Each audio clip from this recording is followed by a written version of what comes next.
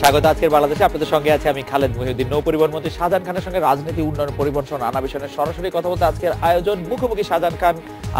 জনাব শাহজাহান খান, আপনাকে স্বাগত জানাই আমাদের স্টুডিওতে। ধন্যবাদ। নৌ পরিবহন মন্ত্রণালয়, আমি প্রশ্নের আগে একটি প্রশ্ন করতে চাই। সামাজিক গণমাধ্যমে আপনাকে প্রায় প্রভাবশালী মন্ত্রী হিসাবে উল্লেখ করা হয়। সরকারের মধ্যে কি এমন কেউ আছেন যে কম প্রভাবের মন্ত্রী, বেশি প্রভাবের মন্ত্রী? আপনি কি অনেক বেশি প্রভাবশালী মন্ত্রী কিনা? এই প্রভাবশালী বলতে কি বলতে চান আমি জানি না ঠিক। আসলে আমরা সকলেই মিলে কাজ করি। মাননীয় প্রধানমন্ত্রী আমাদের টিম লিডার, আমরা সবাই তার সঙ্গে কাজ করি। এর মধ্যে কেউ কেউ আমরা একটু দায়িত্ব হয়তো বেশি পালন করে, কেউ হয়তো বেশি, এবং যারা সিনিয়র দায়িত্ব বেশি পালন করার প্রসঙ্গে যে এই প্রশ্নটা এখানে আসছে যে আপনি এই মুহূর্তে জাতীয় শ্রমিক লীগের সহসভাপতি, আপনি বাংলাদেশ সড়ক পরিবহন শ্রমিক ফেডারেশনের নির্বাহী সভাপতি, গার্মেন্টস শ্রমিক সমন্বয় পরিষদের আহ্বায়ক ও মুক্তিযোদ্ধা চেতনা বাস্তবায়ন মঞ্চের সভাপতি। এতগুলি দায়িত্ব পালন করতে গিয়ে আপনি মনে করেন কিনা যে প্রত্যেকটি পদের দায়িত্ব সঠিকভাবে পালন করা সম্ভব হয়? আপনি ঠিকই বলেছেন, আরো আছে। শ্রমিক কর্মচারী পেশাজীবী মুক্তিযোদ্ধা সমন্বয় পরিষদের কনভেনার, আন্তর্জাতিক যুদ্ধ অপরাধ গণবিচার আন্দোলনের আমি আহ্বায়ক, অনেকগুলো সংগঠন। একজন মানুষ অনেক সংগঠন চালাতে পারে, এর মধ্যে কোনো বিধিনিষেধ নাই, আইনি বিধিনিষেধ নাই অবশ্য। মানে আইনের কিছু, আমি সেটাই আইনের কথাই বলছি যে এমন নাই যে আপনি এগুলো করতে পারবেন না। একজন মন্ত্রী হয়ে যে করা যাবে না তাও না। যেমন বাংলাদেশে আপনি যদি ধরেন যে বাংলাদেশের রাজনীতির প্রেক্ষাপট, আমাদের দেশে শ্রমিক রাজনীতি করে প্রধানমন্ত্রী হয়েছে কাজী জাফর আহমেদ, সিরাজউদ্দিন হোসেন খান সে শ্রমিক নেতা ছিল, আওয়ামী লীগের আব্দুল মান্নান চিটাগাং উনি শ্রমিক নেতা ছিলেন।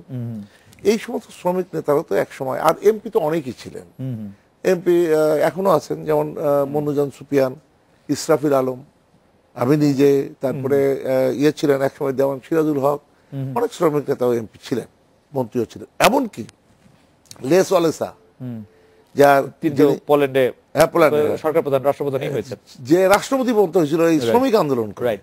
সুতরাং শ্রমিক রাজনীতি করলে যে সরকারের বা দেশের কোনো দায়িত্ব পালন করা যাবে না, এই কথাটা ঠিক না। আমরা মনে করি যে শ্রমিক রাজনীতি করলে শ্রমিকদের যে প্রকৃত সমস্যাটা সেগুলো কিন্তু উপলব্ধি করা যায় এবং তার সমাধান করা যায়। আমি উদাহরণ দিয়ে আপনার একটা কথা বলতে চাই।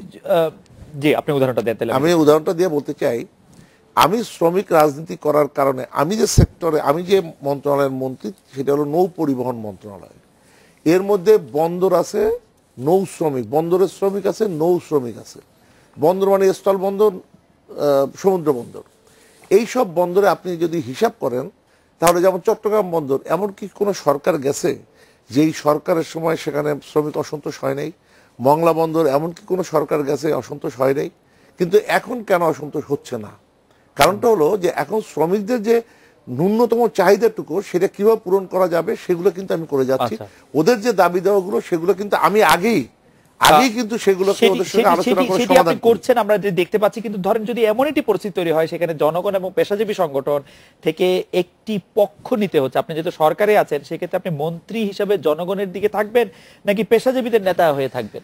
আমি এক্ষেত্রে বলতে চাই আপনাকে, সেটা হলো যে জনগণ, সরকার এবং একটি সেক্টর, আমি কিন্তু এই তিন, মানে বলতে পারেন তিন নয়নের জিনিসটাকে দেখছি আমি। এরকম যে জনগণের স্বার্থ বিসর্জন দিয়ে কোনো কাজ করার সুযোগ কারো নেই। শ্রমিক যারা বা মালিক যারা বা এই সেক্টরে যারা আছে, যে কোনো সেক্টরের শ্রমিক হোক না কেন, সেই সেক্টরের শ্রমিকরা বা মালিকরা তারা কি জনগণের বাইরে? আপনি বাংলাদেশে যদি হিসাব করেন তাহলে কম করে হলো গার্মেন্টস, সড়ক, নির্মাণ সহ বিভিন্ন শ্রমিক, কম করে হলো 1 কোটির উপরে শ্রমিক আছে আমাদের দেশে, 1 কোটির উপরে। এবং তাদের পরিবারবর্গ কত আছে এখন হিসাব করেন আপনি। তাহলে এই যে 1 কোটি শ্রমিক, এই 1 কোটি শ্রমিককে কি জনগণ থেকে বাদ দেবেন? না, আমি জনগণ থেকে বাদ দিতে চাই না, কিন্তু মনে করেন নানা কারণে এটি একটি বিকল্প শক্তি হয়ে উঠছে কিনা, আমরা যদি কয়েকদিন আগের গণপরিবহন চাপের মানে ধর্মঘটের কথা বলি। আমি শুধু পরিবহন কথাটা বলছি না, আমি বলছি সাধারণ শ্রমিক। আপনাকে যদি বলি, 2013 সালে যখন গার্মেন্টস শ্রমিক জ্বালাও পোড়াও ভাঙচুর হচ্ছিল, গাড়ি অবরোধ, রাস্তা অবরোধ করে গাড়ি ভাঙচুর হচ্ছিল, তখন জনভোগান্তি হয় নাই? আচ্ছা, সেইটাকে কে রোধ করলো? সেইটাকে রোধ করার জন্য মাননীয় প্রধানমন্ত্রী যখন আমাকে বললেন এই বিষয়টা দেখার জন্য, আমি সেদিন 52টা শ্রমিক ফেডারেশনকে এক করে ওই গার্মেন্টস শ্রমিক সমন্বয় পরিষদে আমি কনভেনার হলাম। আপনার মনে আছে বোধহয় জি, আমরা 2013 সালের 2013 2 অক্টোবর তারিখে আমরা সোহরাওয়ার্দী উদ্যানে এক মহাসমাবেশ করেছিলাম। মুষলধারে বৃষ্টির মধ্যে লক্ষাধিক শ্রমিক সমাবেশ ঘটেছিল। আমরা সেখান থেকে যখন আমি তাদেরকে আহ্বান জানালাম যে আপনাদের মজুরি এবং অন্যান্য যে সমস্ত বিষয়গুলো আছে, অনেকগুলো দাবি ছিল, যেমন হেফাজতে ইসলামের আপনার আমির সাহেব একটা কথা কটূক্তি করছিল মহিলাদের ব্যাপারে, সেটা প্রতিবাদ ছিল, মজুরি বৃদ্ধির দাবি ছিল, সেখানে জিএসপির দাবি ছিল, সেখানে আপনার গার্মেন্টসে ভাঙচুর জ্বালাও পোড়াও বিরুদ্ধে বক্তব্য ছিল। যখন সেখানে আবেদন করলাম যে আপনারা শ্রমিকদের নামে যদি এই ফ্যাক্টরি ভাঙচুর করেন, জ্বালাইয়ে দেন, তাহলে আপনারা থাকবেন, ইয়ে করবেন কোথায়, কাজ করবেন কোথায়, আপনাদের কর্মসংস্থানটা কোথায় হবে? এইটা কিন্তু তখন গ্রহণ করলো শ্রমিক।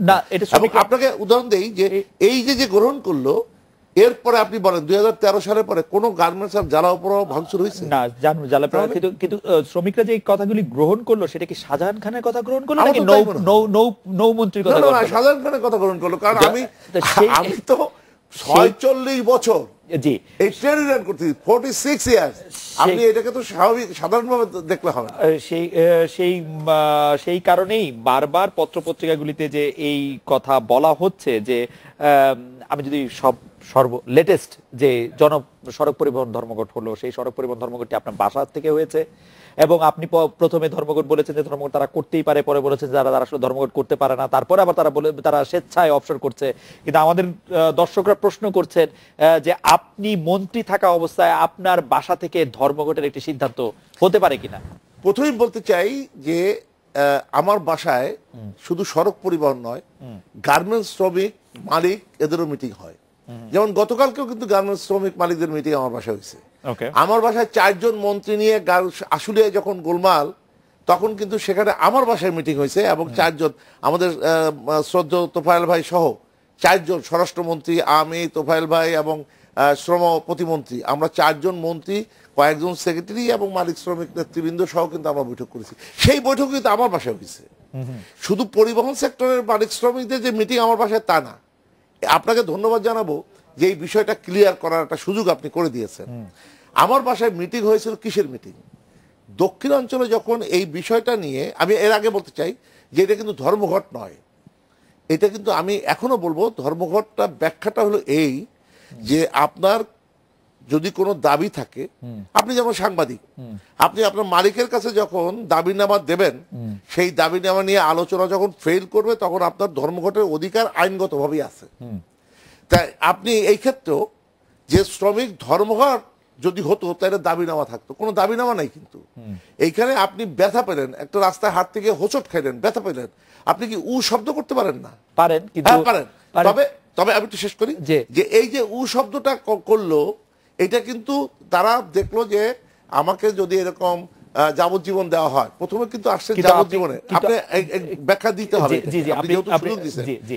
যাবজ্জীবন হলো, এই যাবজ্জীবনের ইয়েতে সংক্ষুব্ধ হলো শ্রমিকরা, তারা সেটা মানে গ্রহণ করতে পারলো না বলে তারা একটা প্রতিক্রিয়া দেখাইলো যে তারা দক্ষিণাঞ্চলে বন্ধ। ওই যে দক্ষিণাঞ্চলে গাড়িগুলো বন্ধ রইলো বা তারা কর্ম থেকে অবসর বা কর্মবিরতি করলো, সেইটা অবসানের জন্য আমার বাসায় মিটিং। এবং সেখানে মালিক শ্রমিক নেতৃবৃন্দ আমরা যখন মিটিং শেষ করেছি এবং সিদ্ধান্ত হয়েছে যে আগামীকালকে থেকে গাড়ি চলাচল করবে স্বাভাবিকভাবে, এরই মধ্যে খবর হলো, চারদিক থেকে টেলিফোন আসতেছে, একজন শ্রমিকের ফাঁসির হুকুম হয়েছে। এই যে ফাঁসির হুকুম হলো, অলরেডি তখন সারা দেশে কিন্তু মোটামুটি গাড়ি বন্ধ শুরু হয়ে গেছে। তখন যদি আমি বলি যে না তোমরা গাড়ি বন্ধ করো না, এটা শ্রমিকের ফাঁসির হুকুম হয়েছে, সে ইচ্ছা করে বলে কয়ে সে ট্রাক চালক, আপনি জানেন, চাপা দিয়েছিল এবং সেই আদেশটি হয়েছে বিকেলেরও আগে, কিন্তু আপনার বাসায় সিদ্ধান্ত হয়েছে। আমার বাসায় আমরা তো বিকেল থেকেই মিটিং এ, এবং যে কারণে আমরা এই সংবাদটাই জানতাম না। আমাদের যখন সব সিদ্ধান্ত হলো তখনই কিন্তু এই সংবাদটা এলো। আসার পরে চারিদিক থেকে যখন গাড়ি বন্ধর হুকুম, মানে তারা গাড়ি বন্ধ করার জন্য সিদ্ধান্ত অলরেডি করে ফেলেছে, শ্রমিকরা বললো আমরা কাজ করব না, সেই অবস্থায় আমি যদি বলি বা আমরা যদি বলি যে হ্যাঁ এখনই তোমাদের গাড়ি চালাতে হবে, হয়তো নাও চালাইতে পারে। আপনাকে এখানে একটা বাম রাজনীতি তো বোধহয় আপনিও করছেন, লেনিনের বই আপনিও পড়ছেন। লেনিনের বইতে একটা কথা আছে যে জনগণের সামনে যেও না, জনগণের পিছনে থেকো না, জনগণের সাথে থাকো। এবং জনগণের সাথে থেকে গর্তেও যদি পড়ো, তাহলে ওইখানে গিয়ে তাকে বলো যে এইটা সঠিক পথ না, এইটা সঠিক পথ। সেদিন আমাদের কোনো উপায় ছিল না যে তোমরা চালু রাখো, কিন্তু পরের দিন আমরা কিন্তু যখন তাদেরকে উপলব্ধি করাতে পারলাম যে না, এইটা পথ নয়, এইটাকে আইনের মাধ্যমে যেতে হবে, আইনানুগ ব্যাপার, সুতরাং এটা সরকারের কিছু করণীয় নাই। কিন্তু এবং আমরা যখন আহ্বান জানালাম, কিন্তু এটা তখনই কিন্তু সবাই 15 মিনিটের মধ্যে গাড়ি চালু করে দিল। মানে সেই ক্ষেত্রে তো আরো বেশি করে এরকম মনে হয় যে জনাব শাহজাহান খানের হাতে এরকমই নেতৃত্ব যে তিনি চাইলে ধর্মঘট হয়, তিনি সরকারকে দেখিয়ে দিতে চান যে আপনার কত ক্ষমতা, আপনি দেখিয়ে দিতে চেয়েছেন সরকারকে যে আপনাকে আসলে আলাদা করে। অনেকে মনে করতে পারেন, কিন্তু আপনি যখন চাইলেন নয়। শাহজাহান খান আগেই বলেছি 46 বছর ট্রেড ইউনিয়ন করি। রাইট। ট্রেড ইউনিয়নের যে নিয়ম নীতি, বিধিবিধান এবং রীতিনীতি, সেগুলো অন্তত আমার একটু ন্যূনতম হলে জানা আছে। এবং অনেকে এটাও বলছেন যেন শাহজাহান খান যে আপনি আসলে যে শ্রমিকদের বা যে ট্রেড ইউনিয়নের যে রাজনীতি করছেন, এটাতে আসলে কনফ্লিক্ট অফ ইন্টারেস্ট থেকে আপনি আসলে বাইরে থাকতে পারেননি, কারণ আপনি যদি নৌপথের বা নৌ মন্ত্রী হিসেবে বলেন, আপনার পরিবারের সদস্যরা এই খাতের ব্যবসায় নিয়োজিত। এটা কি ব্যবসা করে খাবে না? এটা কনফ্লিক্ট অফ ইন্টারেস্ট হতে পারে। আমরা 7 ভাই, আমাদের পরিবার কিন্তু আগে থেকেই বাস ব্যবসা ছিল। আমার বাবা আইনজীবী, জি, তারপরে সাইড ব্যবসা অনেক করতেন উনি। জি। আমাদের একসময় রাইস মিল ছিল, একসময় আপনার গাড়ি ছিল, সেই পাকিস্তান শাসন আমলে। সুতরাং সেই ধারাবাহিকতা আমার ভাইরা তো ব্যবসা করতেই পারে এবং আমার পরিবার ব্যবসা করতেই পারে। আপনি কি ব্যবসা না করে কি চুরি করে খাবো নাকি? এটা একটা কথা না। তাহলে আপনার এই ব্যবসায় এটা কনফ্লিক্ট অফ ইন্টারেস্ট হয় কিনা যে আপনি নৌমন্ত্রী আছেন, আপনার পরিবারের এটা কি আপনি মনে করেন যে একজন মন্ত্রী হলে কি সে ব্যবসা করতে পারবে না? তবে হ্যাঁ, মানে আমি বলবো যে পরিবার ব্যবসা করতে পারবে না, আমি ব্যবসা করি না। আচ্ছা, আমার কোনো ওই গাড়ির মালিকানা নাই, আমার কোনো লঞ্চের বা কোনো জাহাজের মালিকানা নাই। আমি অন্তত ট্রেড ইউনিয়ন করি, এইটা একেবারে আজকের থেকে নয়, 46 বছর এখনো করছি। জীবনে যতদিন বেঁচে আছি ট্রেড ইউনিয়নের সঙ্গে আমি যুক্ত থাকবই। এটা আপনি যে যাই বলুক, এখান থেকে আমরা সরাতে পারবে না।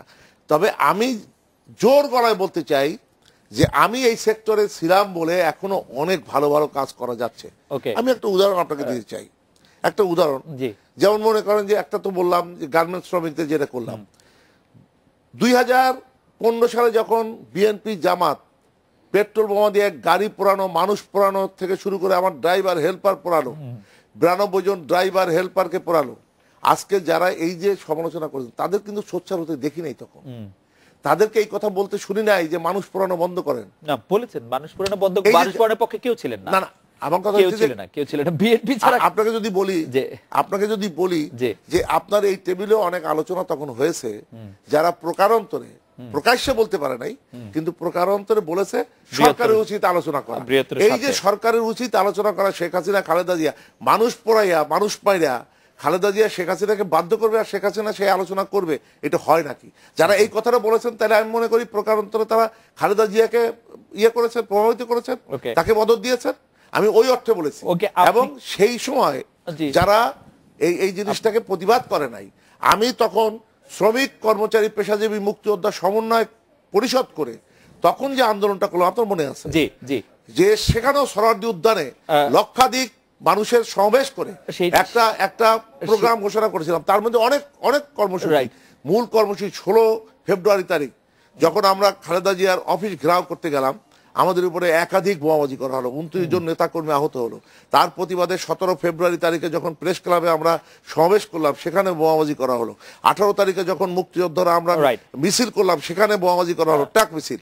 তারপর 19 তারিখে যখন আমরা জাতীয় পতাকা মিছিল করলাম, সেখানে বোমাবাজি করা হলো। আমার প্রশ্ন হলো, আমাদের উপরে বোমাবাজিটা কেন ছিল? ছিল এই কারণে যে যখন মানুষ, সাধারণ মানুষ এই শ্রমিক কর্মচারী মুক্তিযোদ্ধারা নেমে গেছে, তাদের প্রতিরোধ করতে হবে, এই করার চেষ্টাটা তারা করেছিল। আমি একটু আবার এই প্রসঙ্গে আসছি যে সার্বিক পরিবহন নামে যে আপনার পরিবারের বা আপনার ভাই এটি চালাচ্ছে, সেটিও তার নিয়ম মেনে চলছে, কোন রকম কোনো বাড়তি কোনো সুযোগ নিচ্ছে না, এবং মামা কাউরাকাতে পাটুরিয়া দৌলতদিয়াতে সুযোগ নিচ্ছে। যাই হোক, আমরা একটি পুরনো প্রসঙ্গে আসবো, আমরা একটা বিরতি নিয়ে আসছি। সেই পুরনো প্রসঙ্গটি হচ্ছে যে আপনার যে সংগঠন বাংলাদেশ সড়ক পরিবহন শ্রমিক ফেডারেশন দক্ষতা যাচাই পরীক্ষা ছাড়াই 24,380টি লাইসেন্স দেওয়ার জন্য আবেদন করে 2011 সালে 1 জুন। ফেডারেশন সাধারণ সম্পাদক ওসমান আলীর সঙ্গে আপনিও এতে প্রতি স্বাক্ষর করেছিলেন। তো প্রশ্ন হচ্ছে, টাকা বা ক্ষমতা চাপ দিয়ে যাদেরকে দক্ষতা পরীক্ষা ছাড়া লাইসেন্স দেওয়া হচ্ছে তারাই যখন আজ সড়ক দুর্ঘটনার জন্য দায়ী হচ্ছে, সেই দায় আপনি এড়াতে পারেন কিনা? আমরা একটা বিরতি নিয়ে ফিরছি। জনাব শাহজাহান খান।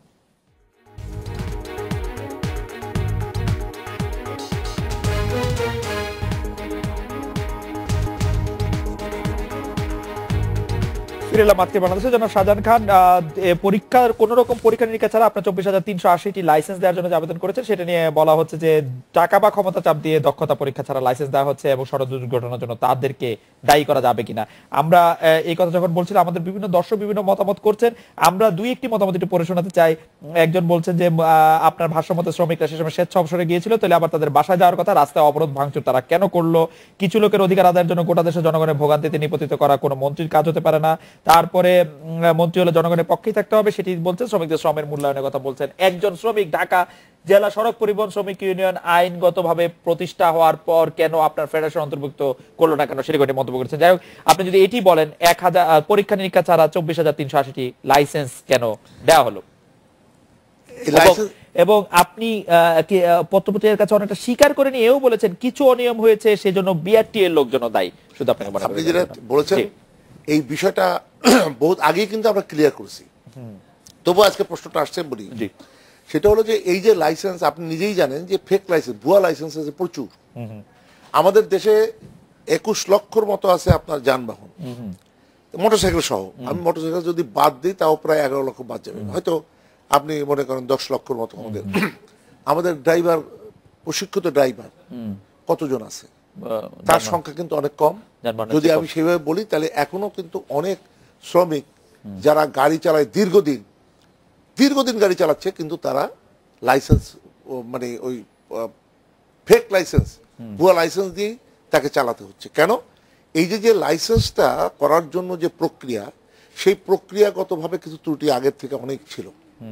এই থাকার কারণে আমরা তখনও বলছি যে যারা জাল লাইসেন্স দেয় তাদেরকে ধরেন। জাল লাইসেন্স কারা? আর যাদের জাল লাইসেন্স আছে তাদের লাইসেন্সটা ঠিক লাইসেন্স করে দেন। হ্যাঁ, ওটা সেগুলো তো বন্ধ করতে হবে। কিভাবে বন্ধ হবে? এখন তো আপনার যদি এই জাল লাইসেন্স, তখন আমরা যে সময়ের কথা বলছেন ওই সময় যদি আমরা এই লাইসেন্স গুলো বন্ধ করে দিই, গাড়ির একটা বিরাট অংশ, অর্ধেক গাড়ি চলতো না। তখন একটা কথা হলো যে একটা টেস্ট দিয়ে, ফিল্ড টেস্ট, কথাটা কিন্তু আমি চুক্তিপত্রটা আনি নাই, তখন কিন্তু সরকারের সঙ্গে চুক্তি, ওইটা আমার ব্যাপার না। সরকার তখন সিদ্ধান্ত ছিল আলোচনার প্রেক্ষিতে, মালিক শ্রমিক সরকার ত্রিপক্ষীয় আলোচনার মাধ্যমে সিদ্ধান্ত ছিল যে সকল ড্রাইভাররা গাড়ি চালাচ্ছে এদেরকে ফিল্ড টেস্ট দিয়ে, শব্দটা এইভাবে লেখা ছিল, ফিল্ড টেস্ট দিয়ে তাদেরকে লাইসেন্সটা দেওয়া হবে। তাই সেই ফিল্ড টেস্ট দিয়ে তাদেরকে লাইসেন্সটা দেওয়ার কথা। এখানে আপনি ওই চিঠি যেটা উল্লেখ করেছেন না, ওই চিঠিটা পড়েন, ওখানে দেখবেন ওখানে বলাই আছে যে ফিল্ড টেস্ট দিয়ে। বাট ফিল্ড টেস্টের সময় আপনি এই কথা বলেছিলেন যে আসলে এত টেস্ট কি দিবে, একটা লোক যদি গরু বা ছাগল চিনতে পারে, এই সম্পর্কে। এইখানে একটা প্রশ্ন আমার, যারা আজকে ওইখানে এখানে প্রস্তাব করিও দাঁড়ি দেন, না করিলে 50 টাকা জরিমানা হইবে, শব্দ কিন্তু দুইটা দাঁড়িয়ে গেল, মানে দুইটা মানে সেন্টেন্স দাঁড়িয়ে গেল। আমি যে কথাগুলো বলেছি ফুটেজ দেখেন, আমি বলেছি যে গরু ছাগল অথবা যে কোনো প্রাণী অথবা অন্য কোনো যে সিগন্যাল, এগুলো একটা ছবি। এই ছবি দিয়েই কিন্তু আপনি যখন বিদেশে যাবেন গাড়ি চালাতে, তখন আপনাকে দেখবেন যে ড্রাইভিং লাইসেন্সের টেস্টগুলি সেরকমই, আসলে বিভিন্ন ছবি দেখে কিন্তু আপনার ইন্টারন্যাশনাল যে ট্রাফিক সিগন্যাল, এগুলো সিগন্যাল, ওখানে কিন্তু প্রকৃত কিছু থাকে না। আমি বলছি যে আরবি জানে না, সে দেখবে যে এখানে একটা, আমি আপনার এটার পরে আমি আপনার দেখাইছি ইন্টারন্যাশনাল যে আপনার ট্রাফিক সিগন্যালের বই, আমি বইটা আনি নাই আজকে, আমি দেখাইতে পারতাম যে সেখানে হরিণের ছবি আছে, গরুর ছবি আছে। তাহলে আমার অপরাধ, আমি বলছি যে এই ছবিগুলো যদি ঠিক মতো সে বুঝতে পারে, তাহলে সে বুঝবে যে সামনে কি আছে। এই কথাটা ওখানে বলা হয়েছে, ছবির কথা বলা হয়েছে। আর আপনার আমার কিছু বন্ধুরা চালাই দিল যে এই কথাটা আমি বলেছি। আমি এখনো বলবো যে যারা এই কথাগুলো বলেন, আপনি কি এরকম কোনো কথা বলেছিলেন যে আপনি কি এরকম কথা বলেছিলেন যে দক্ষতা পরীক্ষা ছাড়াই লাইসেন্স দিতে হবে?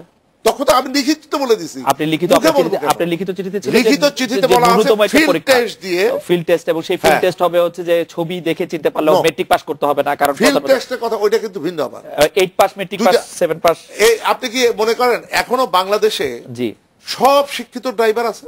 না, আর এই যে পাস দিয়ে কি আপনি ইংল্যান্ডে গেলেন, আপনি বিভিন্ন মধ্যপ্রাচ্যে গাড়ি চালাচ্ছেন, বিভিন্ন জায়গায় গাড়ি চালাচ্ছেন বাঙালিরা, সেই বাঙালি কি আরবি জানে নাকি? না, তা জানে না। তাহলে সে লেখাপড়া জানে না, সে তো ওইখানে একটা অশিক্ষিত। বিএ পাশও যদি হয়, আরবি যদি না জানে তাহলে ওখানে সে অশিক্ষিত, কারণ আরবি সে ওখানে পড়তে পারে না। কিন্তু এই কথা কি ঠিক যে এই লাইসেন্সগুলি যাদের জন্য সুপারিশ করেছে ফেডারেশন, তাদের কাছে কিছু টাকা পয়সা নেওয়া হয়েছিল? এগুলো অনেকে অনেক ধরনের কথা বলবে, এগুলোকে আমি মনে করি কোনো ভিত্তি নেই। আমার কাছে কোনো এগুলোর কোনো মানে হয় নাই, প্রমাণিত হয় নাই। আচ্ছা, আরেকটি বিষয়, একটু অন্য বিষয়ে যেতে হচ্ছে মাননীয় মন্ত্রী শাহজাহান খান, যে আমরা বিভিন্ন সময় দেখেছি যে বিএনপির সাথে আপনার একটা বিএনপি আপনাকে খুবই শত্রুভাবাপন্ন মনে করে, কিন্তু গণমাধ্যমে এরকম একটি ছবিও ঘোরাঘুরি করছে। এবং আমি আরেকটি খবর আছে যে 2013 সালে যে বেগম খালেদা জিয়ার ব্যক্তিগত সহকারী শিমুল বিশ্বাস, শামসুর রহমান শিমুল বিশ্বাসের মুক্তির দাবিতে যে পরিবহন ধর্মঘটের ডাক দেওয়া হয়েছিল, তাতে আপনার সায় ছিল বা আপনি তাতে নেতৃত্ব দিয়েছিলেন, এরকম একটি খবর রয়েছে। আর আরেকটি ব্যাপার হচ্ছে যে সামাজিক গণমাধ্যম এরকম একটি ছবি ঘোরাঘুরি করছে জনাব শাহজাহান খান, যে বেগম, আমি ঠিক এইখানে আসেন তাইলে, জি, যারা এটা দিয়েছেন কত বড় মিথ্যাচার তারা করেছেন, সত্যকে মিথ্যা বানানোর চেষ্টা করছেন। কেন বলেন তো? এখন সত্যটা কি এখানে? আপনার মনে আছে যখন এরশাদ সাহেবের বিরুদ্ধে আন্দোলন হয়, ছবিটা একটু দেখতে পারি, এরশাদ সাহেবের বিরুদ্ধে যখন আন্দোলন হয় তখন 7 দল 15 দল এই ইয়ের থেকে একটা মিছিল করার কথা ছিল শহীদ মিনার থেকে, এবং সেখানে নেতৃত্ব দেবেন শেখ হাসিনা এবং খালেদা জিয়া। আপনার কি মনে আছে এই কথা? রাইট। সেই সময়ের এই মিছিলের ছবিটা, কিন্তু সেই মিছিলে তো আমরা শেখ হাসিনাকে দেখতে পাচ্ছি না। না, শেখ হাসিনা আসে নাই পরে, কিন্তু আওয়ামী লীগের কোন নেতৃবৃন্দকে দেখতে পাচ্ছি না। আওয়ামী লীগের নেতৃত্ব তখন আসে নাই, কিন্তু কথা ছিল এখানে আসার। এই কারণে রাশিদ খানকে দেখতে পাচ্ছি, হাসানুল খানকে দেখতে পাচ্ছি, আপনাকে ওইটাই বললাম যে সেখানে ওইটা কি এখন চালিয়ে দিচ্ছে, এটা নাকি 93 সালের ছবি। আচ্ছা, এইটা কেমন কাজ হলো জানেন? ওই যে আপনার মক্কা শরীফে গিলাফ পাল্টাবার ছবি, সেটা দিয়ে দিল যে মক্কা শরীফে নাকি ইমামরা সাইদের মুক্তির দাবিতে মানববন্ধন করছে। এইরকম একটা মিথ্যাচার এই ছবি দিয়ে করা হয়েছে। আর যেটা বলেছেন শিমুল বিশ্বাসে, তার আঞ্চলিকভাবে একটা, সে তখন উত্তরাঞ্চলের আমাদের আঞ্চলিক কমিটির সভাপতি ছিল। এই আঞ্চলিক কমিটির সভাপতি হিসেবে সেখানে একটা তারা করেছে। এবং আমাদের এই ফেডারেশন, যে কোনো শ্রমিক সংগঠন, আপনার মনে করেন একটা সেক্টর, ওই যে বললাম গার্মেন্টস সেক্টর, 52টা শ্রমিক সংগঠন মিলে আমরা যখন প্রধানমন্ত্রীর সঙ্গে সাক্ষাৎ করলাম এবং এই সমস্যার সমাধান করলাম, তখন কিন্তু আওয়ামী লীগ, বিএনপি, জাসদ, বাসদ, জাতীয় পার্টি, কমিউনিস্ট পার্টি কেউ বাদ নাই। সব কিন্তু আমরা সেখানে মাননীয় প্রধানমন্ত্রীর কাছে গেছি এবং সমস্যার সমাধান কিভাবে হবে আমরা আলোচনা করে সমাধান এবং নেতৃত্ব আমি দিয়েছি। আপনাদের সেই ঐক্য কি এখনো আছে? হ্যাঁ, সেই ঐক্য এখন আছে। আচ্ছা, এখন আছে, যে কারণে গার্মেন্টসে কিন্তু এখনো খুব বড় ধরনের কোনো সমস্যা হচ্ছে না। আমরা এইখানে যে কথাটা আপনি বললেন সেটা হচ্ছে যে সড়ক পরিবহন সেক্টরে আপনি দেখবেন মালিক এবং শ্রমিক সংগঠনগুলো, সেই সংগঠনগুলো কিন্তু সবাই মিলেই, কারণ যা আপনার আপনি আওয়ামী লীগ করেন, আরেকজনে বিএনপি করে, আমি আওয়ামী লীগ করি, আরেকজনে অন্য পার্টি করে। এই যে আমাদের হয়তো গাড়ি থাকতে পারে, আওয়ামী লীগের গাড়ি বিএনপি সমর্থক একজন ড্রাইভার চালাবে না, এই কথা কি আপনি বলতে পারবেন? না। তাহলে পরে কি জিনিসটা, এই সেক্টরের স্বার্থ যখন আসবে, আপনি এটা বাদ দেন, আপনি ডাক্তারদের ধর্মঘট গেল, ডাক্তারদের ধর্মঘট তো আমাদের চাইতে আরো ভয়াবহ। আমরা নয় দেশের এই যে শিক্ষানবিশ ডাক্তাররা ধর্মঘট করেছিল, না না সেটা পরে আসতেছি, আমি বলবো।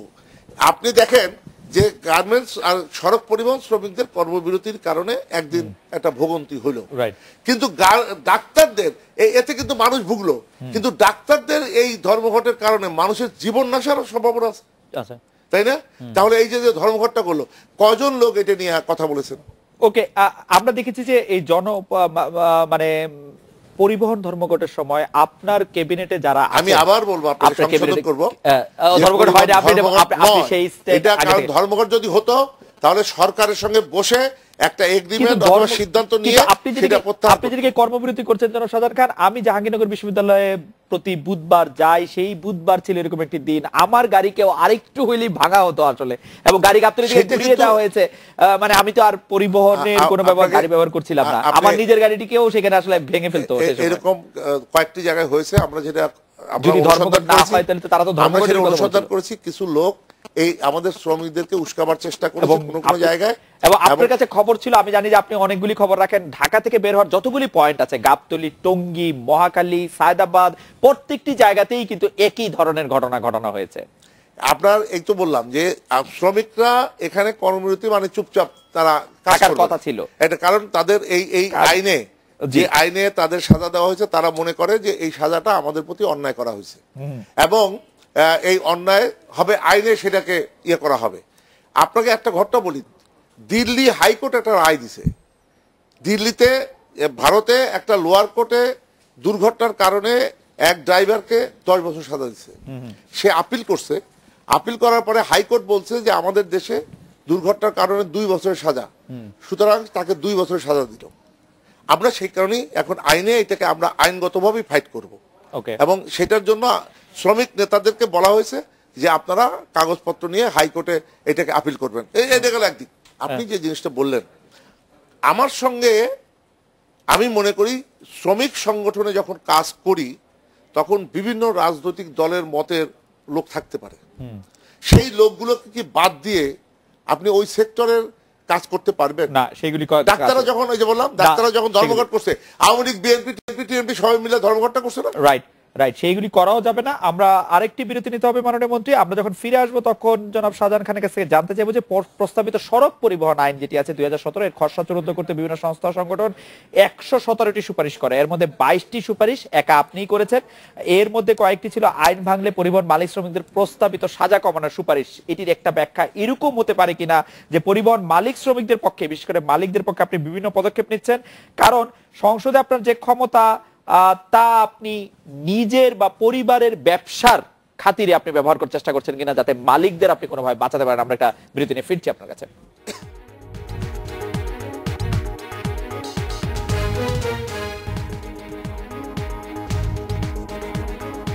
ফিরে এলাম আজকে বাংলাদেশে। আপনি সড়ক পরিবহন 2017 খসড়া চূড়ান্ত করতে যেসব সুপারিশ করছেন, 22টি সুপারিশ, যেই 22টি সুপারিশ আপনি করছেন সেই 22টি সুপারিশ আপনি নিজস্ব ব্যবসার জন্য নিজে মালিক পরিবারের সদস্য বলে আপনি এগুলি করছেন বলে একটি শুনেন, এগুলো হাস্যকর কথাবার্তা বলে তো লাভ নাই। আমি বলি, এই যে সড়ক পরিবহন আইন যেটা হচ্ছে, জি, এই আইনটা হলো 1939 সালে মোটর ভেহিকেল অ্যাক্ট, এবং 1983 সালে কিন্তু বাংলাদেশ সড়ক পরিবহন শ্রমিক ফেডারেশনের আন্দোলনের মধ্য দিয়ে এরশাদ সাহেবের সময় আংশিক পরিবর্তন হয়েছিল। আর এই যে পরবর্তীতে যে এখন যে সংশোধনী আসছে, এখন নতুন আইন যে আসছে, এইটাও কিন্তু বাংলাদেশ সড়ক পরিবহন শ্রমিক ফেডারেশনের দাবি। সেই দাবিটি ছিল যে যুগোপযোগী একটি সড়ক পরিবহন আইন করতে হবে। তাই সেই আইন করার জন্য একটা কনসালটেন্ট নিয়োগ দেওয়া হলো এবং সেই কনসালটেন্ট বিভিন্ন দেশের আইন টাইন নিয়ে তারা এখানে একটা প্রস্তাব দিয়েছে, সেটাও আবার কাটছাট করে একটা পর্যায়ে নিয়ে আসতে। এইখানে কিন্তু এই যে সাজা কমানোর যে কথাটা আপনি বলছেন, সাজা কমানোর বিষয়টা কিন্তু এইখানে নেই। এটা আসবে কিন্তু এই যে সিআরপিসিতে সেটা আসবে। যদি এই কথাটা বলে থাকে, কিসের সাজা?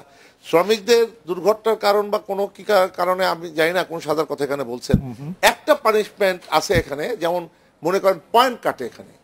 আপনি যেমন ড্রাইভিং লাইসেন্স, এখন পর্যন্ত আমাদের এখানে এই সিস্টেম হয় না। এই যে নতুন আইনে আমরা করতে যাচ্ছি, সেটা হলো যে আপনার পয়েন্ট থাকবে কিছু। বিদেশে আছে আপনার যে ড্রাইভিং লাইসেন্স, সেখানে 6টা পয়েন্ট থাকে।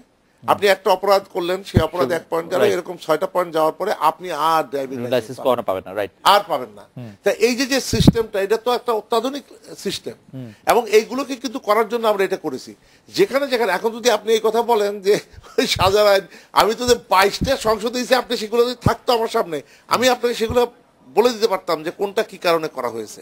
আমার সামনে আরো অনেক জিনিস, আপনি যে এইটা নিয়ে আলোচনা করবেন এটা জানলে আমি বহু এগ্রিমেন্ট নিয়ে আসতে পারতাম। বাংলাদেশ সড়ক পরিবহন শ্রমিক ফেডারেশন 1972 সালে থেকে এ পর্যন্ত বহু আন্দোলনের এগ্রিমেন্ট আমার কাছে আছে, এবং অধিকাংশ এগ্রিমেন্ট আমার হাতের লেখাও আছে কিছু, এবং আমার তৈরি করা আছে কিছু। কেন?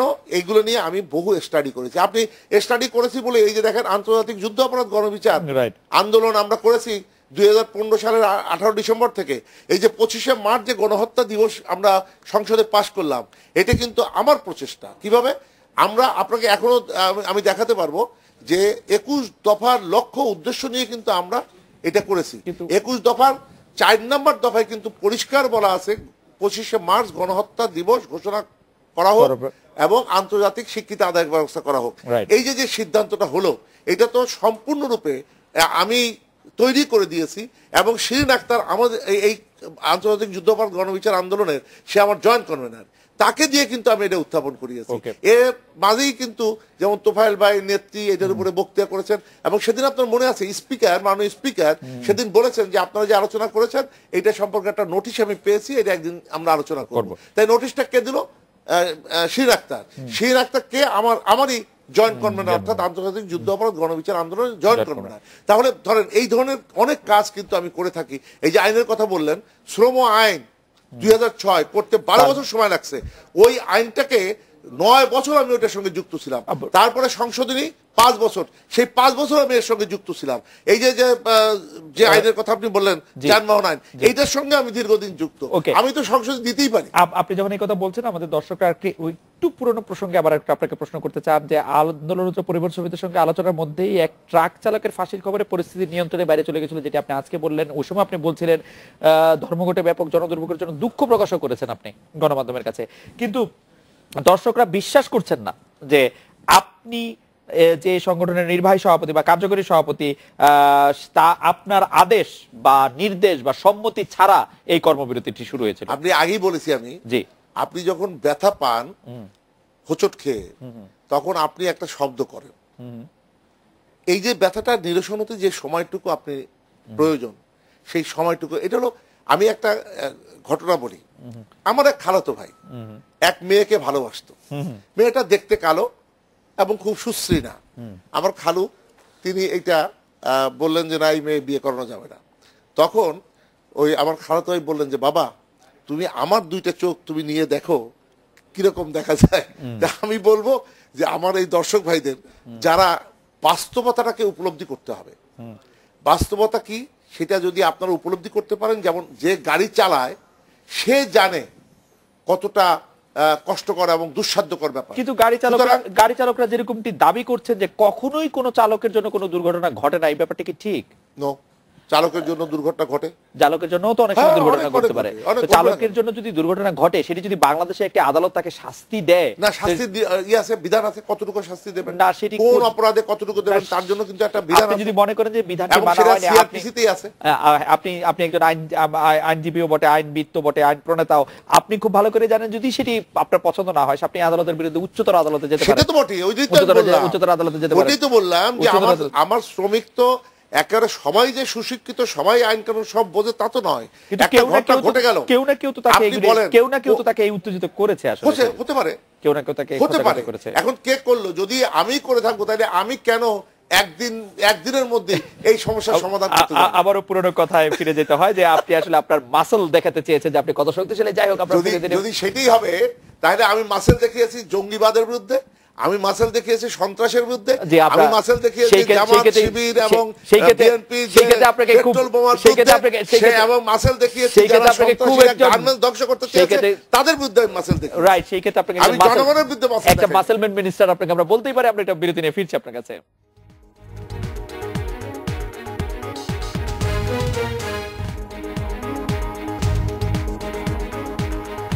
ফিরে এলাম আজকের বাংলাদেশে। আমরা যদি একটু রাজনৈতিক আলাপে ফিরে যাই, আপনার মন্তব্যের ক্ষেত্রে, যে আপনি আসলে বিএনপির ক্ষেত্রে মন্তব্য করার ক্ষেত্রে আপনি খুবই, যদি বলি যে খুবই কিরকম জানি মন্তব্য করেন, যে যেগুলি আসলে সবসময় পলিটিক্যালি কারেক্ট হয় কিনা। যেমন আপনি বলছেন খালেদা জিয়া পরাজিত সৈনিক, 3 মাস বাসা ছেড়ে কার্যালয় থেকে আন্দোলনের মানুষ হত্যা করে পরাজিত সৈনিকের মতো বাসায় ফিরেছেন বেগম খালেদা জিয়া, কুজো বিএনপিকে দিয়ে আন্দোলন হবে না। তারপরে আবার একটি মন্তব্য আপনি করেছিলেন, পরে আবার সেটি একটু ফিরিয়ে নিয়েছেন, যে বর্ষবরণের দিন সোহরাওয়ার্দী উদ্যানে ফটকে নারী লাঞ্ছনার ঘটনা তেমন বিষয় না। আপনি বলেছিলেন বিচার হলেই দুর্ঘটনা কমবে, বিশ্বাস করি না। আপনি বলেছিলেন গরু ছাগলের ছবি চিনলে ড্রাইভিং লাইসেন্স দেওয়া যায়, যেটি আপনি বলেছিলেন, যেটি একটা ব্যাখ্যা দিয়েছেন। প্রধানমন্ত্রী ড্রাইভার 5 পাস, আপনি এরকম নানা ধরনের কথা বলেছেন যেগুলি আসলে আপনাকে অনেক রকম বিতর্কের মধ্যে নিয়ে ফেলেছে। এইগুলি সম্পর্কে আপনি কোন সময় মানে রিগ্রেট করেন কিনা, যে না এটি আসলে না বললেও হতো, নাকি আপনি মনে করেন যে না এটা আসলে বলা দরকার ছিল? সত্য কথা বলতে হবে। আচ্ছা, একটা কথাই আছে, সত্য যে কঠিন, ওই কবিতা আছে রবীন্দ্রনাথের, কঠিনে ভালোবাসিলাম। আমি সত্যকে সত্যই বলি, এবং সেটা অনেকে বিব্রত হতে পারে। অনেকে বলেন বাংলাদেশে সবচেয়ে বেশি দুর্ঘটনা। আমি যে কথাটা বলি মাঝে মাঝে যে বাংলাদেশের দুর্ঘটনার হার কমেছে এবং সেটা শেখ হাসিনার সময় আরো বেশি কমেছে। আপনাকে আমি আমার দেশেরটা বাদ দিই, আন্তর্জাতিকভাবে যে এই যে তিনটা অর্গানাইজেশন, একটা হলো ওয়ার্ল্ড ব্যাংক, একটা ওয়ার্ল্ড হেলথ অর্গানাইজেশন, একটা ইউনিসেফ, তিনটা অর্গানাইজেশনের একটা জরিপ রিপোর্ট 2011 সাল বাংলাদেশে দুর্ঘটনার দিক থেকে আমাদের অবস্থান ছিল 90 নম্বরে এবং আমাদের রেট ছিল, দুর্ঘটনার রেট ছিল 16.4। 2014 সালে আরেকটি রিপোর্ট, 3 বছর পরে আরেকটা রিপোর্ট প্রকাশ করেছে ওই তিনটা অর্গানাইজেশন, আমার কাছে আছে এই সমস্ত, আপনি দেখাতে পারবেন। সেখানে আমাদের অবস্থান দাঁড়ালো 109 নম্বরে এবং আমাদের দুর্ঘটনার রেট দাঁড়ালো 12.87। এখন প্রশ্ন হলো দুর্ঘটনা বাড়লো না কমলো? দুর্ঘটনা কমেছে। তাহলে পরে রাস্তা বেড়েছে, মানুষ বেড়েছে, গাড়ি বেড়েছে, সবকিছু বাড়ার পরেও আর রেট যখন কমলো, তাহলে যারা আজকে এই কথাটা বলেন তারা এইটা কি করে বলেন যে না দুর্ঘটনা বেড়েছে আগের চেয়ে? হ্যাঁ, আরো কমানো দরকার এবং তার জন্য যে কর্মকাণ্ডগুলো হয়েছে দেখেন, 2013 সাল আপনার এরশাদ সাহেব যখন ক্ষমতায় 1983 সাল, তখন একটা দুর্ঘটনা প্রতিরোধ কমিটির 112টা সুপারিশ আমরা সেদিন তৈরি করেছিলাম। ঠিক একইভাবে দেখেন সুপারিশমালা, ডক্টর আনোয়ারকে প্রধান করে একটা সুপারিশ, এই দুর্ঘটনার উপরে একটা সুপারিশমালা তৈরি করা হয়েছিল, সেখানে 83টা সুপারিশ সে দিয়েছে। 83টা সুপারিশ, হ্যাঁ আপনি এটা জানেন। আচ্ছা, এই যে 83টা সুপারিশ, তার মধ্যে কি স্বল্প মেয়াদী, মধ্যমেয়াদী, দীর্ঘমেয়াদী করেছে। স্বল্প মেয়াদীর মধ্যে আপনি যদি আসেন, আজকে ওবায়দুল কাদেরকে আমি ধন্যবাদ জানাবো যে তিনি 4 লেন করেছেন, ডিভাইডার করেছেন এবং আপনার ঢাকা আরিচা সড়কে বাঁক সোজা করে ডিভাইডার করে দিয়েছেন, যে কারণে কিন্তু দুর্ঘটনা কমে এসেছে। ওকে, আরেকটি বিষয়, আপনি আমাদের দর্শকরা এই বিষয়টি খুব একটু, যে এটা হচ্ছে চাঁদা, পরিবহন খাতে চাঁদা, এই কথা কি ঠিক যে আপনি আসলে শ্রমিক ফেডারেশনের নেতা হয়ে পরিবহনের চাঁদা নির্ধারণ করেন? কারণ আপনি সড়ক পরিবহন উপদেষ্টা পরিষদের সদস্য, মানে আপনি জানেন আপনি কি জাতীয় সড়ক নিরাপত্তা কাউন্সিলের সদস্য, কিন্তু আপনার প্রধান কাজ সড়কের নিরাপত্তা ঠিক করা, সড়কের নিরাপত্তা নিয়ে আপনি বলছিলেন, কিন্তু চাঁদার প্রসঙ্গে আপনি কি বলবেন? আপনি কি চাঁদার হার ঠিক করে দেন? ওইটাকে অত্যন্ত ক্লিয়ার কথা, আপনার এই চাঁদার ব্যাপারে কত এগ্রিমেন্ট আমার এবং বিভিন্ন সরকারের সময় সই করা, দেখবেন এই চাঁদাবাজি, আমি চাঁদার কথা বলবো না, চাঁদা এক জিনিস, আপনি যদি সংগঠন করেন, সাংবাদিক সংগঠন, আপনি সেখানে চাঁদা দেন না? খুব নমিনাল, মানে যেটাই হোক, যে খুবই সামান্য, 5 টাকা হোক, 10 টাকা, 1 টাকা হোক, চাঁদা দেন কিনা? দেই আমি। চাঁদা হলো সেইটা। আর চাঁদাবাজি যেটা হলো জোর করে নির্ধারিত চাঁদার চাইতে বেশি আদায় করা হয়, সেটা হলো চাঁদাবাজি। আমাদের পরিবহন সেক্টরে কিছু চাঁদাবাজি আছে, এটাকে অস্বীকার করা যাচ্ছে না। তবে এই চাঁদাবাজি বন্ধের জন্য যে আমরা ফাইটটা করছি, সেখানে কিন্তু অনেক সময় আমি লক্ষ্য করছি যে সাংবাদিকরা উল্টো আমাদেরকে ভুল বোঝার চেষ্টা করছেন। আমরা যেখানে বলছি যে চাঁদাবাজি বন্ধ করে একটা সার্ভিস, আপনি দেখবেন বিগত সরকার, তো বিএনপি সরকারের সময় সিদ্ধান্ত হয়েছিল, আমাদের সরকারের সময় সিদ্ধান্ত হয়েছিল যে চাঁদাবাজি বন্ধ করার জন্য আপনার একটা সার্ভিস চার্জ সিস্টেম চালু করে সেখানে ন্যূনতম একটা টাকার মাধ্যমে এইটাকে নিয়ন্ত্রণ করা হবে এবং সেখানে কিছু লোক নিয়োগ দিয়ে যাতে কিছু না করতে পারে, প্রশাসন সহযোগিতা করবে সেটা। কিন্তু দেখা গেল এইটা সাংবাদিক ভাইরা বিরাট বিরাট বলে দিল। আপনি যখন বলছেন তখন একটু বিস্তারিত করে বললেন যে আমাদের কাছে বিআরটি এর যে সূত্র আছে তাতে দেখা যায় যে বাস, মিনিবাস, ট্রাক, কভার্ড ভ্যানের সংখ্যা প্রায় 1.5 লাখ। 10 টাকা করে যদি চাঁদা আদায় করা হয় তাহলে সেটা 15 লাখ টাকা হয়। 1.5 লাখের বেশি এখন নিশ্চয়ই। 15 লাখ টাকা চাঁদা আদায় করা হয়, মাসে প্রায় 4.5 কোটি টাকা হয়। এই টাকাটা আসলে কোথায় যাবে, কি কাজে? আপনি নিশ্চয়ই জানেন যে আমাদের যে সকল শ্রমিক, যে চাঁদা, আমি চাঁদাবাজির কথা বলছি না, কিন্তু আমি আবার আপনাকে কারেকশন করে দিচ্ছি, আমাদের কিছু নির্ধারিত সদস্যদের চাঁদা আছে, সেই চাঁদা এবং কিছু সার্ভিস চার্জ, যেটার মাধ্যমে আমাদের যে সকল শ্রমিক আহত হয়, নিহত হয় বা অকর্মণ্য হয়ে পড়ে, তাদের পরিবারদের মানে ছেলেমেয়ের শিক্ষা, তারপরে চিকিৎসা ইত্যাদি, এর জন্য কিন্তু দেওয়া হয় অনেক, প্রায় 30,000 থেকে 50,000 টাকা। আমি বহু ইউনিয়নে গিয়ে এই চেক দিয়েছি, এর জন্য পত্রপত্রিকায় অনেক ছবি আছে। এই ফান্ডটা কার কাছে থাকে? তাহলে এই টাকাগুলো কার কাছে থাকে? এই ফান্ডটা ইউনিয়নের প্রেসিডেন্ট সেক্রেটারির কাছে থাকে। ইউনিয়নের প্রেসিডেন্ট সেক্রেটারির কাছে। আমাদের দেশে ইউনিয়ন সড়ক পরিবহন সেক্টরে ইউনিয়ন আছে প্রায় 200 30টার মতো। কে ডিসিশন নেয় যে এটা দেয়া হবে কাকে? বা এটা ওই আমাদের এই বিভিন্ন ইউনিয়ন তারা নির্ধারণ করে। ওইখানে দেখবেন এর মধ্যে লেখা আছে তাদের কনস্টিটিউশনে যে সদস্যদের কাছ থেকে কি টাকা নেবে, চাঁদা নেবে, সেটা কনস্টিটিউশনে লেখা আছে। আপনিও তো আপনি জানেন তো, আপনার সাংবাদিকদের ব্যাপারেও তো সংগঠনের মধ্যে লেখা থাকে যে সদস্যদের চাঁদা কি হবে। সুতরাং চাঁদা এক জিনিস, চাঁদাবাজি ভিন্ন জিনিস। আমরা চাঁদাবাজিটা বন্ধ করতে চাই এবং এই চাঁদাবাজি বন্ধের জন্য আমাদের বাংলাদেশ সড়ক পরিবহন শ্রমিক ফেডারেশন দীর্ঘদিন ফাইট করে আসছে, এখনো ফাইট করতেছি, আগামীতেও এই চাঁদাবাজি ইনশাআল্লাহ বন্ধ আমরা হবে। একদম শেষ পর্যায়ে আপনার অনেকগুলি পরিচয় রয়েছে, কোন পরিচয়টাকে পরিচয় দিতে আপনি সবচেয়ে বেশি স্বাচ্ছন্দ্য বোধ করেন? না, আমার তো সব মানে এক একটা সেক্টরে, আমি আপনাকে এক একটা করে বলি। একটা যদি আপনি বলেন আমাদের একদম আমি মুক্তিযোদ্ধা হিসেবে বাংলাদেশে মুক্তিযুদ্ধের চেতনা বাস্তবায়ন মঞ্চের আমি সভাপতি। আমি শ্রমিক গার্মেন্টস শ্রমিক টেইলার্স ওয়ার্কার্স লীগের আমি প্রেসিডেন্ট এবং সমন্বয় পরিষদের আমি কনভেনার। আমি শ্রমিক কর্মচারী পেশাজীবী মুক্তিযোদ্ধা, আন্তর্জাতিক যুদ্ধাপরাধ গণবিচার আমি শ্রমিক লীগের ভাইস প্রেসিডেন্ট, আমি আমার আওয়ামী লীগের জাতীয় কমিটির মেম্বার, আমি অনেক জায়গায় আছি। আপনি মন্ত্রী পরিচয় এবং এর কোন পরিচয়ের মধ্যে কি কোনটা আপনার প্রেফারেবল কোন পরিচয়? যখন যেটা আমার যে ক্ষেত্রে কাজ করা দরকার সেই কাজটাই আমি করি এবং সেটাই আমি স্বাচ্ছন্দ্য বোধ করি। যখন আমি মন্ত্রী হিসেবে মন্ত্রিত্ব চালাই সেটা স্বাচ্ছন্দ্য বোধ করি। যখন শ্রমিকদের ধন্যবাদ দিতে চাই। অনেকগুলি খোলামেলা বিষয় আজকে তিনি কথা বলেছেন। এই ছিল আজকের বাংলাদেশে দেখা হচ্ছে আগামীকাল এই সময়। শুভরাত্রি।